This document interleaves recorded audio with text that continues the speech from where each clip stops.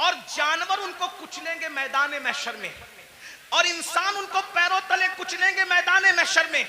اور جب انسان اور جانور ان کو کچل لیں گے تو کچلنے کے بعد ان ذرہ بے مقدار کی شکل میں اٹھنے والے انسانوں کو پکڑ کر جو جہنم کے اندر قید خانہ ہوگا اس قید خانے میں لے جا کر کے قید کر دیا جائے گا. ذرا غور کیجئے، پھر آقا فرماتے ہیں اس قید خانے میں ان کو نار الانیار نام کا مشروب پلایا جائے گا. ایک تو ذرہ بے مقدار میں ان کو اٹھایا جائے گا، انسان اور فرشتے ان کو پیروں تلے کچلیں گے، پھر ان کو پکڑ کر جہنم کے قید خانے میں لے جایا جائے گا، اس میں ان کو نار الانیار پلایا جائے گا.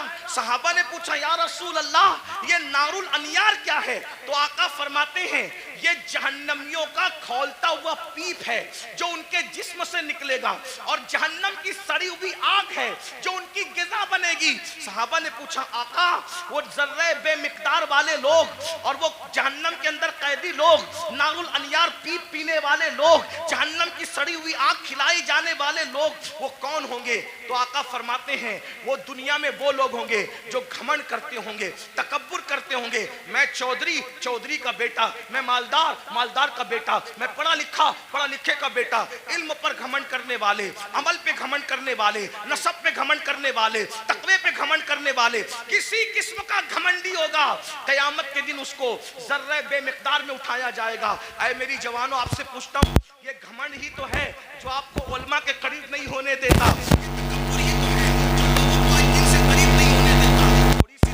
گئی غریب رشتہ دار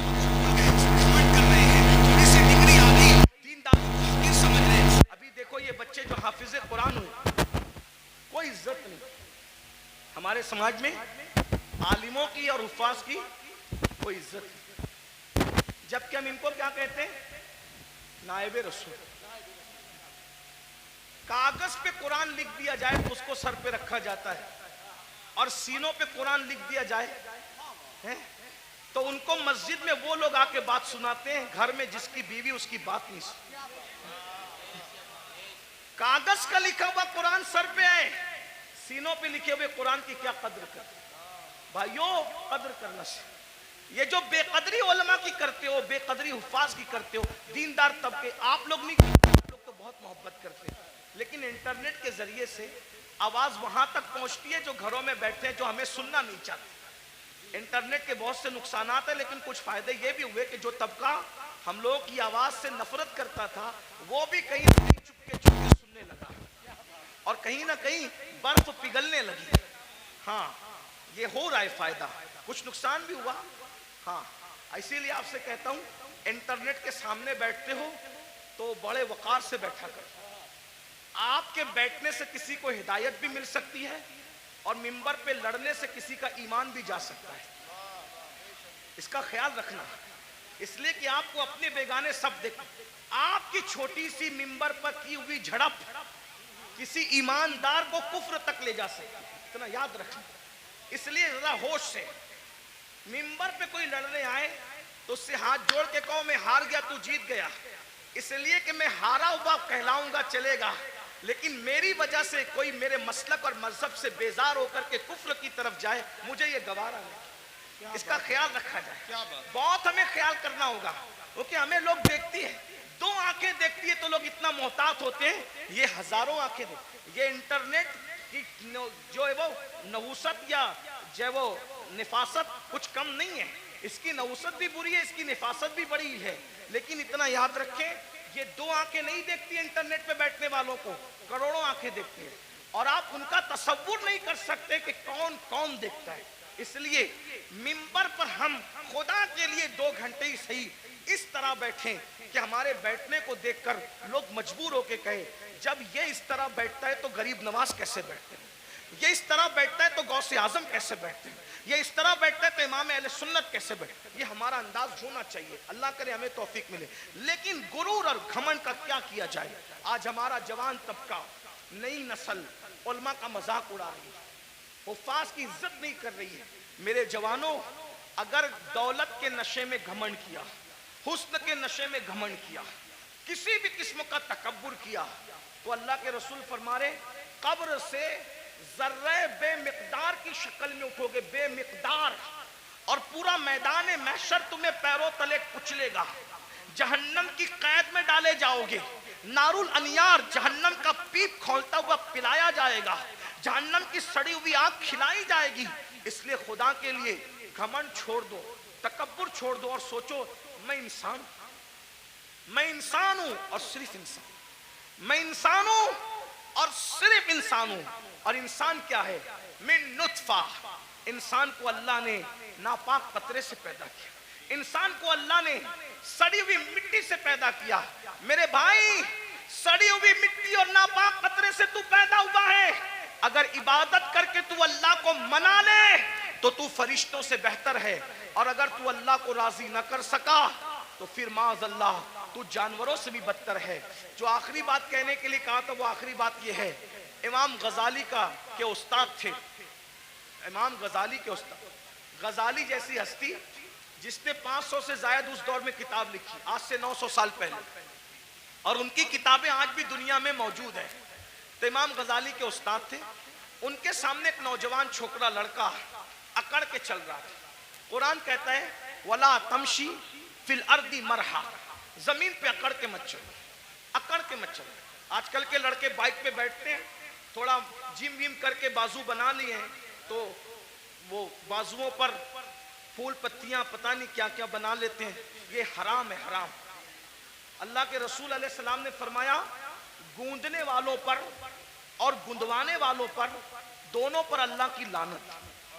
ہاں، یہ گوندنے گندانے کا سلسلہ پہلے اسلام کے دشمن لوگ کرتے تھے، ہمارا کام نہیں ہے، گوندنا گندوانا ہمارا کام نہیں۔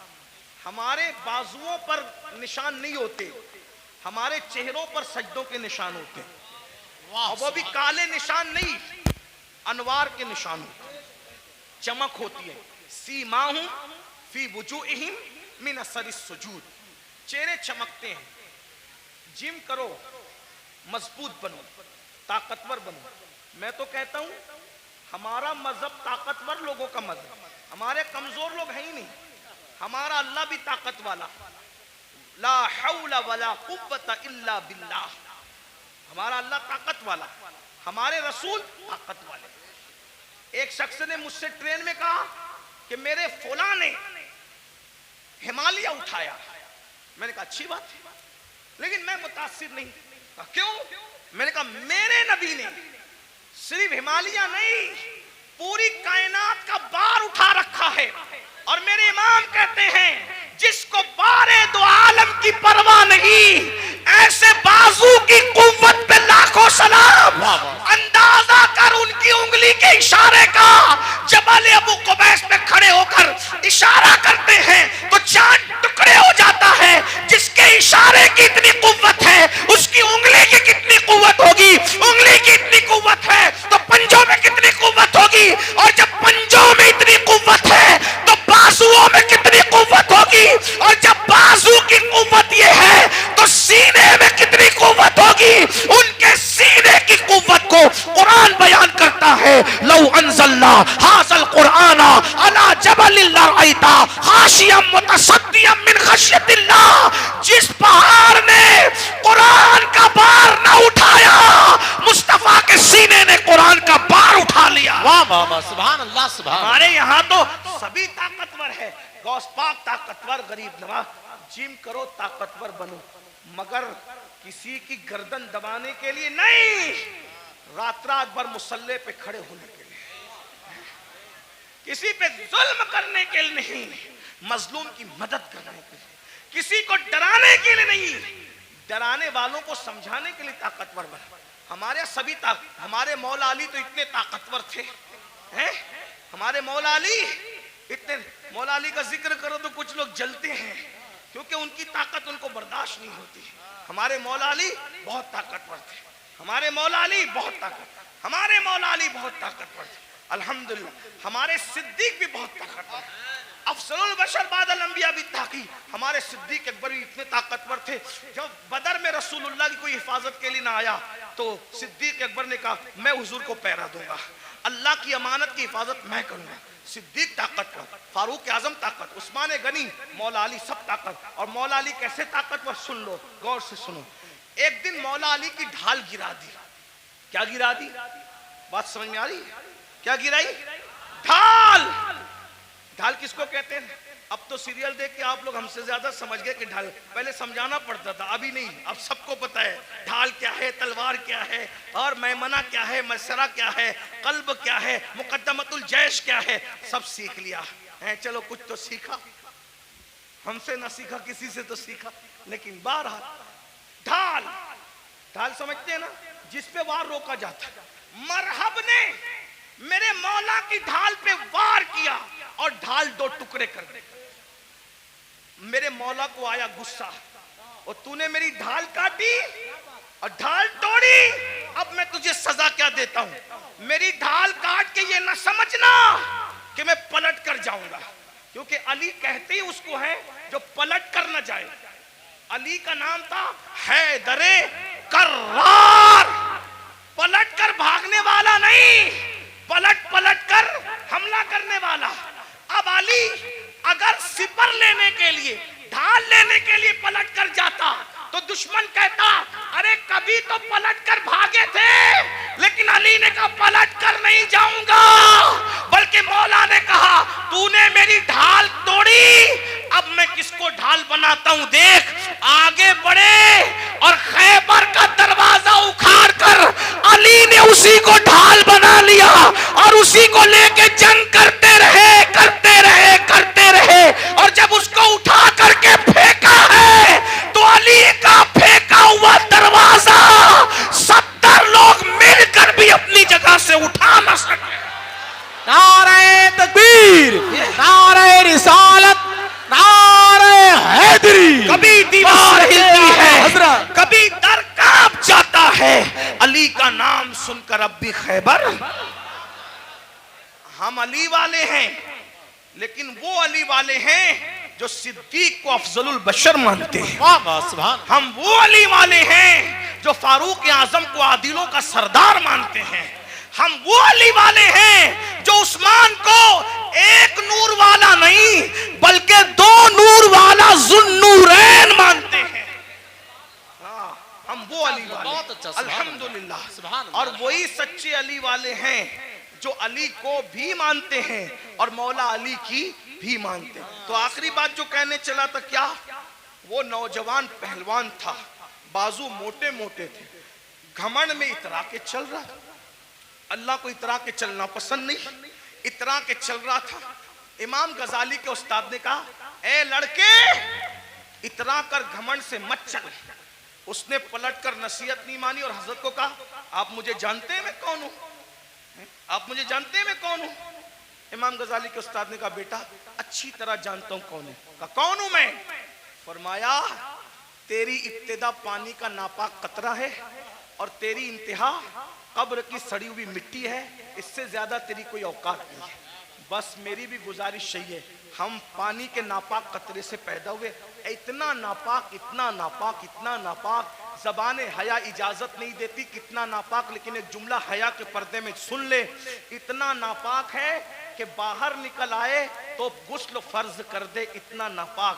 اور قبر کی وہ سڑی ہوئی مٹی جس میں کیڑے مکوڑے ہیں، یہ ہمارا حال ہے. اگر اللہ ناراض ہے تو یہ حال ہے، اور اگر اللہ کو منا لیا تو پھر کوئی سڑی ہوئی مٹی نہیں ہے، کوئی سڑی ہوئی. اگر اللہ کو منا لیا تو مٹی نہیں، سڑی ہوئی نہیں، بلکہ انشاءاللہ کفن کو بھی مٹی کا دھبا نہ لگ سکے گا. اگر خدا کو منا لیا، آؤ آج عہد کرو. شعبان کا مہینہ چل رہا ہے، اللہ کے رسول رجب سے ہی تیاری کرتے تھے رمضان شریف کی.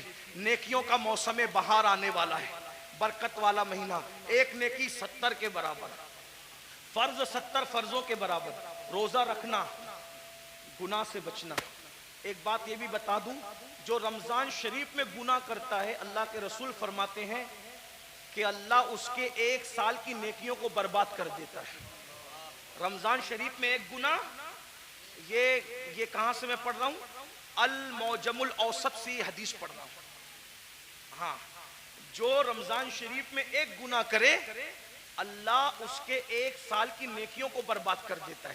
اس لیے رمضان شریف میں جہاں مسلم اکثریت ہے بڑا مزہ آتا ہے. ہمارے گاؤں میں بھی بڑا مزہ آتا ہے. 80% حضور کے غلام رہتے ہیں, مزہ آتا ہے. ممبئی میں بھی رمضان شریف کا مزہ آتا ہے.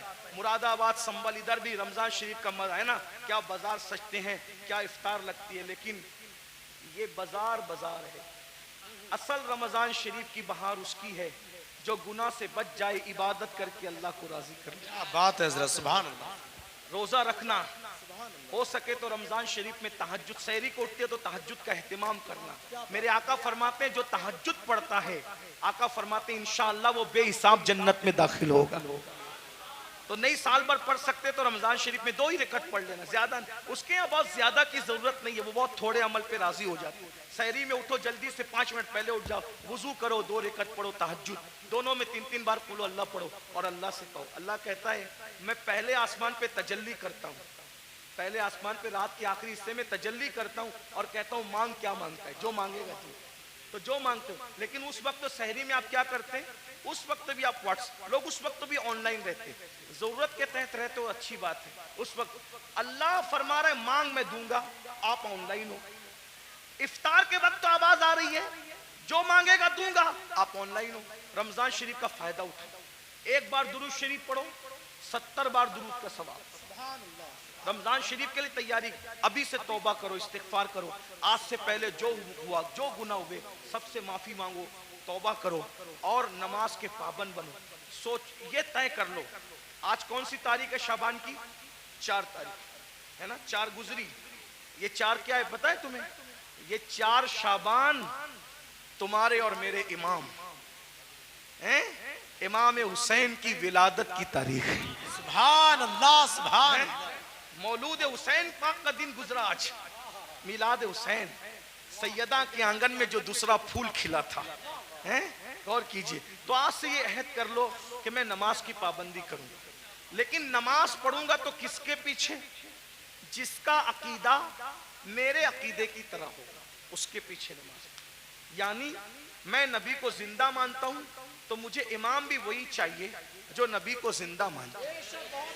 میں نبی کو عالم ما کان و ما یکون مانتا ہوں تو مجھے امام بھی وہی چاہیے جو نبی کو معاذ اللہ پیٹھ کے پیچھے علم کا دانہ نہ دے, بلکہ نبی کو وہ یہ مانے کہ یہ سب چیزیں تو بہت چھوٹی موٹی ہے, جس کی نگاہ سے خدا کی ذات نہ چھپی اس کی نگاہ سے کون سا علم چھپ سکتا. سبحان اللہ. اور اگر بریلی کے تاجدار کے لہجے میں کہے تو یوں کہہ لے کہ اور کوئی غیب کیا تم سے نہا ہو بھلا, جب نہ خدا ہی چھپا تم پہ کروڑوں درود. تو امام کون سا چاہیے, بس یہ جو آپ کا عقیدہ وہ آپ کے امام کا عقیدہ. بس آخری بات کہہ دوں, لوگ کیا کرتے ہیں, میں تو نبی کو زندہ مانتا ہوں, میں تو نبی کو حاضر و ناظر مانتا ہوں, میں تو نبی کو افضل الرسل مانتا ہوں, میں تو نبی کو خیر البشر مانتا ہوں, لیکن میں نے ہر کسی کے پیچھے نماز پڑھ لینا. میں نے کہا بھائی جس موکل کا وکیل اس کے خلاف ہو اس کا مقدمہ وہ کیسے جیت سکتا ہے. مثال کے طور پہ بات اتنی ہے کہ موکل کس کو کہتے ہیں, جس کے آگے وکیل کھڑا ہو. موکل کہے میں نے قتل نہیں کیا اور وکیل کہے کہ میرے موکل نے قتل کیا, تو بولو بچائے گا کہ پھنسائے گا. موکل الگ بول رہا ہے, وکیل الگ بول رہا ہے, بچائے گا کہ پھنسائے گا. ارے جب دنیا کی کورٹ میں موکل اور وکیل کی الگ الگ بات پھنسا دیتی ہے تو قدرت کی عدالت میں امام کا عقیدہ الگ ہے, مقتدی کا عقیدہ الگ ہے. بولو تمہاری نماز کو بچائے گا کہ پھنسائے گا, اب تمہارے اوپر ہے. نمازیں بچانا چاہتے ہو تو صدر الافاضل جیسے والے عقیدے کے پیچھے نماز پڑھنا, اور اگر نماز کو پھنسانا چاہتے ہو تم جانو, تمہارا کام جانو, ہم اپنی ذمہ داری پوری کر چکے. اللہ دوران گفتگو اگر کوئی غلطی ہو تو ہمیں معاف کرے. استغفر اللہ وما علینا الا البلاغ. السلام علیکم ورحمۃ اللہ.